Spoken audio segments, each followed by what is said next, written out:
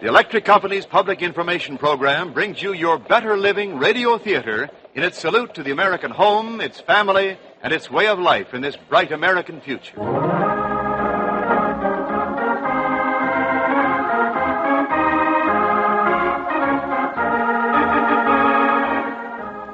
The tubes in your radio, the power behind this station which brings you this program, the nightlight at your child's bedside, the giant motors that drive the machines to mold our steel and power your production lines, the current that pops your family toaster, foods, aircraft, railroads, automobiles, and ships. Electricity always at hand, day or night, with its economy for lower cost to you, with rising efficiency through its own research, with its growth to match the nation's needs at all times, the electric industry strives day and night to bring you better living. This is your narrator, Wendell Niles. Now your Better Living Radio Theater presents a story entitled Mrs. U.S.A., which brings you an invitation to smile and to heave a big sigh of relief that you don't live in 1905. This is the ninth in a series of broadcasts at this time to show you how Americans in a free nation have worked to bring you better living today. In fact, the highest standard of living in the world. Later you will hear from today's guest, Mr. Chester H. Lang, Director of Public Relations, the General Electric Company. And now, today's story, Mrs. U.S.A. May 14th, 1905, Miss Jane Owen, 2020 Slocum Street, Mainville, Illinois. Boss raised me to $25 a week. Will arrive for supper tomorrow night to ask a question. But please do not let your mother go to any trouble. Signed, Henry.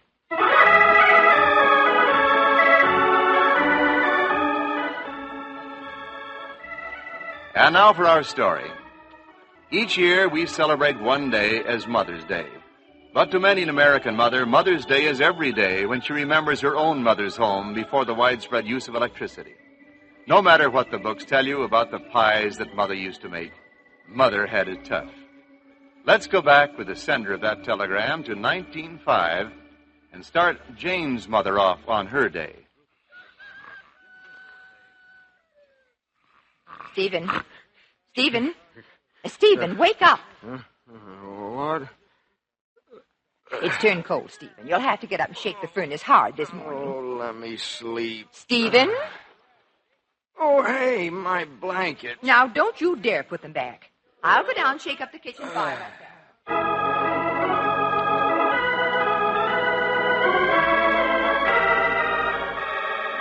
Of course, human beings haven't changed so much since 1905. Even in these days of clock radios, electric blankets, and self-starting devices for your oil, gas, or coal furnace, it is hard to get up. But I think you'll agree it might have been a little harder to face the day in 1905, especially if you were a mother entering her kitchen.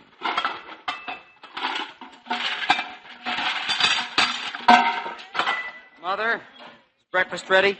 Just put the coal on the stove, John. I'm hungry. Have you shaved yet?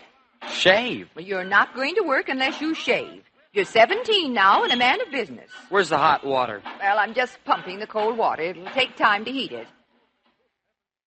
John, will you please carry this kettle to the stove? Yeah. That's heavy. I know. I carry it 17 or 18 times a day. I don't need all this water for shaving just a few whiskers. Your father needs it for his shaving. Your sister Jane needs it for washing, and you'll have to wash, too, because I need another scuttle of coal. I just filled it when I came home from work yesterday. Well, it's a cold morning, and I have a good deal of cooking to do today, besides some washing. What are you going to cook? Something special? Your sister's having a very important young man for a guest at supper tonight. Who? Henry Parkhurst. You said important. He is important to Jane. Uh-oh. Your father's shaking the furnace now. You better get the scuttle of coal.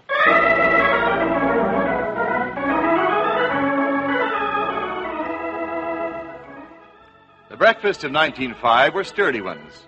Our doctors of today still think better breakfast's a healthful diet. The mush has been on the back of the stove cooking all night. The griddle cakes take time to beat up by hand. The sausage sizzles slowly in the old iron skillet as the stove heats up. The coffee boils slowly. The bread and rolls are there, too. Mother already has been hard at work for an hour and a half by the time the breakfast table is to be cleared. Mother, I'm so worried about tonight. Oh, now, Jane, everything will be all right. Are you going to bake one of your pies? Yes, dear. I thought I'd make half a dozen. It'll save me making 2 for the baked goods sale for tomorrow and 2 for Aunt Elsie's Sunday dinner. Mother, can we sit in the parlor after supper? Of course. I'll ask your brother to light the stove when he comes home from work. Be sure he doesn't leave any coal dust around. Well, I'm going to sweep the whole house this morning and beat the parlor carpet. What do you think I should wear? Well, your organdy shirtwaist or your pongee. The lace insertions and the medallions are quite nice. Mother, could you wash the pongee and iron it?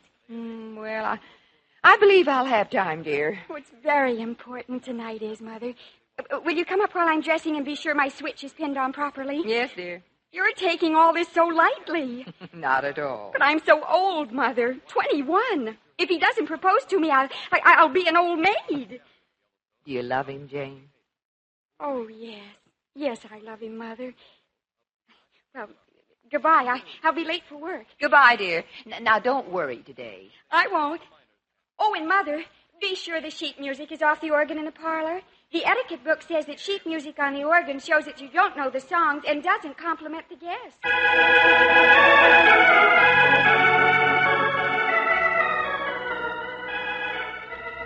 Now Mother begins her daily tasks alone. All the dishes washed and dried by hand, the hot water toted from the stove numerous times, then the beds to make, then back to the kitchen. As on many spring days, this one started cool and now it's warm. But the coal range is going full blast to heat the oven for baking. The kitchen is as hot as a steel mill as Mother hand beats the eggs and mixes dough for the pies. By the end of the noonday meal and its subsequent dishwashing, Mother has expended enough energy to equal a good 36 holes of golf today, and her afternoon, with its tending of the coal stove, its incidental ironing, more cleaning by a broom and carpet sweeper, and the start of the big meal for Jane Suter at 3:30 is equal to a fast 5 sets of tennis. By 6 o'clock... Mother, I can't find my curling iron. It's heating atop the mantel, dear. Is my shirtwaist ready? On the foot of your bed. Oh, Mother, suppose he comes before I'm ready. Well, John can entertain him with a banjo solo. Or he can look at the stereopticon. But he's seen all the pictures we have for the stereopticon. Well, if Henry's going to marry into the family, he may as well get used to seeing them over and over, dear. It'll be quite a few years before your father can afford to buy a graphophone. You better hurry up and get dressed. Mother, do you hear something dripping? Oh, I've been so busy all day, I forgot to empty the pan under the icebox.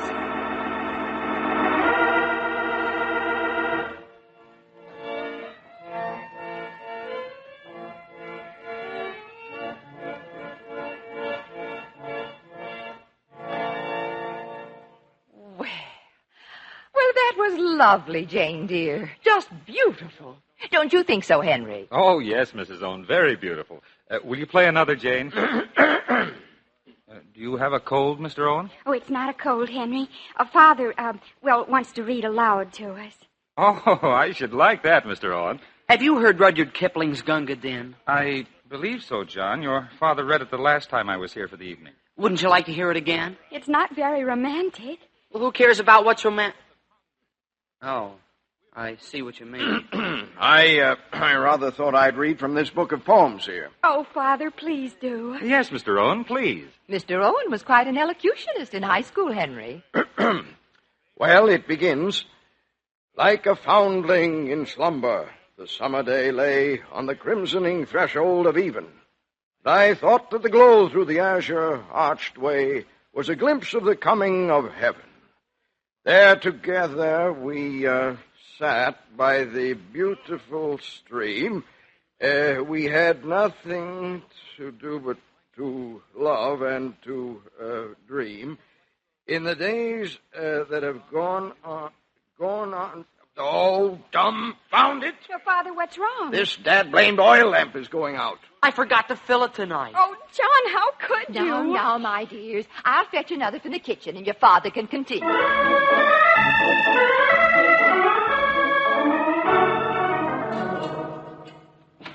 Oh, Mother.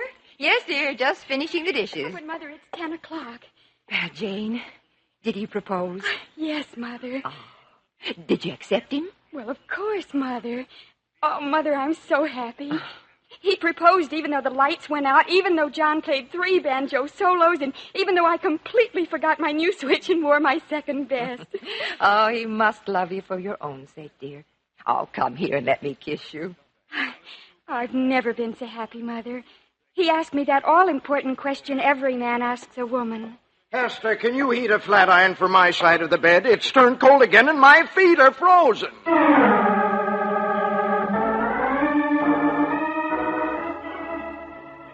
Well, that's a fair sample of life in 1905. And I hope it makes my point that in view of those days without the blessings of electricity, every day is Mother's Day today. 44 million homes now have radios for news and home entertainment. 37 million homes have irons. 35 million have refrigerators. 32 million have clocks. And 30 million have washers, all run by electricity. In millions of American homes, the familiar wall or baseboard outlet runs toasters, vacuum cleaners, freezers, ranges, mixers, shavers, heating pads, and water heaters. The designers of these electrical marvels have given Mother a helping hand by eliminating the gingerbread designs, the notches and curves and waste spaces which in themselves took hours to clean each week. As for cost, in 1905, Mother and Father paid a great deal more than they do today. I'll tell you what. For a few moments more, let's transplant the Owen family into the future, say 25 years from now. Mother, what do we have for dinner tonight? A beefsteak, I hope. Henry likes beefsteak, doesn't he, Jane? He likes it rare. Oh, I like it medium. I know. Now, you won't have to worry, children. I'll have the steak in the stove. All you have to do is set the controls, just as it says on the package. Mother, you won't be here? No, dear, I'm going to Chicago for the afternoon, but I'll be back by 8. If Henry gets hungry, just press the buttons on the stove. You can't go wrong.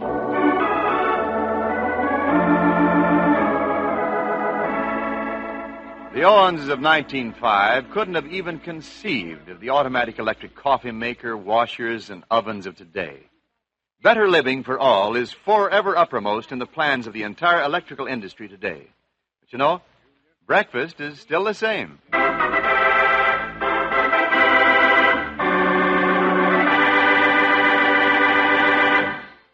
And now for today's guest of our Better Living Radio Theater, Mr. Chester H. Lang, Director of Public Relations for the General Electric Company.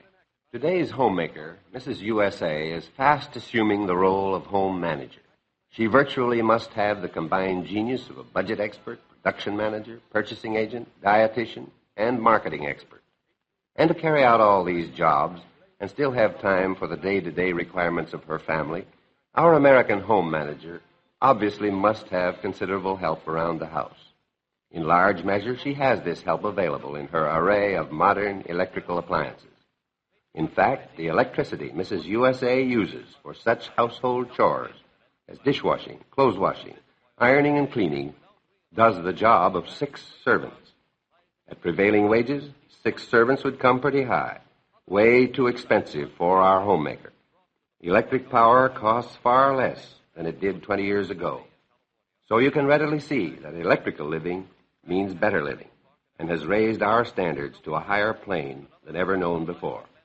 Moreover, all the progress we have seen in recent years is just a beginning in this bright American future. Thank you, Mr. Niles. Thank you, Mr. Lang.